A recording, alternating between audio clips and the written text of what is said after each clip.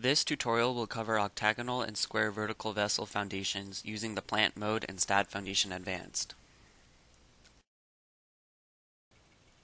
On the opening screen, click Plant Mode and then Create Vertical Vessel Foundation on the main navigator under Project Info. A wizard will pop up with a sequence of steps to create the vertical vessel design. The user can skip to any step using the navigator on the left or go through each one in order.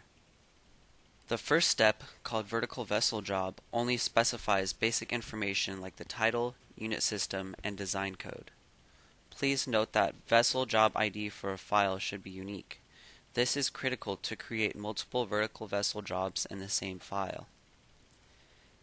In the Geometry tab, you must first specify the unit which will be used for all parameters in this section. The default option is feet. Then choose the foundation type, either octagonal or square, and foundation support type, which is either soil or pile cap. I will first select octagonal and then later go back to take a closer look at the square foundation option. A separate video will explain the pile cap foundation option for vertical vessel footing. Next, fill in the parameters under Vessel Geometry, Pedestal Geometry, Elevation, Footing Geometry, and Overburden and Buoyancy. Footing geometry contains minimum and maximum options for the footing diameter and footing height to allow for design calculations. All of the parameters are labeled and shown in the diagram to the left. Bottom of foundation will be used for the detailed drawing only to show the elevations of different levels. Anchor geometry also gives user input for the unit type. In this case, the default is inches. This section contains all of the anchor bolt arrangements and size specifications. Three main types of loads are used to design vertical vessel foundations. They are a vertical load, base moment, and base shear. The locations and default orientations of these loads are shown in the diagram. You must specify the unit type for each one of these loads. 4 types of standard loads are given for each of the 3 load types. The first, empty load, is as specified in the PIP Vertical Vessel Foundation Design Guide, the empty dead load of the vessel, including all attachments, trays, internals, insulation, fireproofing, agitators, piping, ladders, platforms, etc. Operating loads are the empty dead load of the vessel plus the maximum weight of the contents, including packing and catalyst during normal operation. Test loads are the empty dead load of the vessel plus the weight of the test medium contained in the system. The test medium should be as specified in the contract documents or as specified by the owner. Unless otherwise specified, a minimum specific gravity of 1.0 should be used for the test medium. Erection loads are loads encountered while erecting or constructing the vessel. Remember to reference the diagram when entering positive or negative values. Entering a positive value for vertical force causes an upward force. The self-weight factor may be altered. The user-defined load table is for any additional types of loads which are not covered by basic load cases. In some cases they might be needed. In wind load generation, the user has an option between user-defined wind load and calculated wind load. The calculated wind load option will calculate the shear and moment value based on the given input values. A few of the values are taken from tables in ASCE 705, which are shown if you click on the buttons. Tables 6.6, 6.1, and 6.21 are provided to determine KD, I, and CF. A description of each of the input values is given in the blue box. If the shear value and moment value are already known, then selecting user-defined wind load will allow for their direct input. A partial wind case percentage is optional.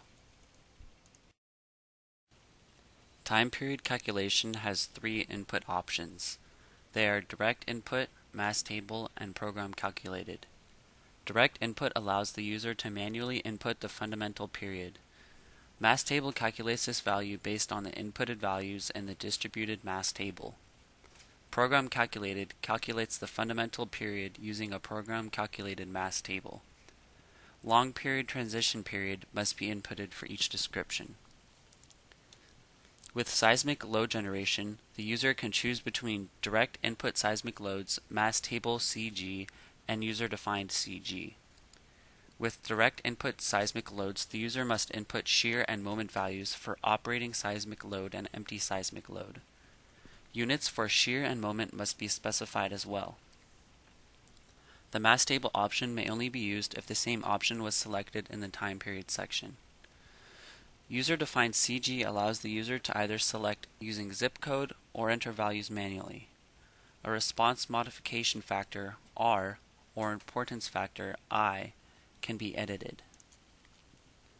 A load combination table is shown similar to the load combination table in general mode under loads and factors. Here the user can choose to either use ASCE 705, PIP, or enter his or her own load combination values. If either ASCE 705 or PIP is selected, values in the table can still be edited. Design parameters contains basic information under the three main sections: material density, bearing and stability, and concrete design parameters. After all of the steps have been completed, click Finish. This example says Edit because I switched to an existing example file to show standard values. The vertical vessel can now be viewed in the geometry view. This is a graphical representation of the user's input with a typical vertical vessel. From this point, you can either edit, which takes you back to the vertical vessel creation wizard to edit any selection, delete, or design. I will go to Edit to more closely examine the square foundation option. Selecting square foundation changes the diameter DF input into a length LF input to specify the footing dimensions and footing geometry. You can also notice a slight change in the diagram, which changes the footing from octagonal to square. This is the only change. All other steps remain the same as octagonal footing. Designing creates a calculation sheet and detailed drawing. Calculation sheet specifies how each footing was designed. It includes detailed steps, figures, and references to the code which was used for design. Let's take a closer look at the concrete crushing check shown in the calculation sheet. Here you can see the procedure STAAD Foundation Advanced uses according to PIP STC 03350 section 4.6.2 to calculate the compressive force in each dowel, which is used to calculate the compressive stress in the concrete. This design passes because this value is less than the compressive strength of concrete.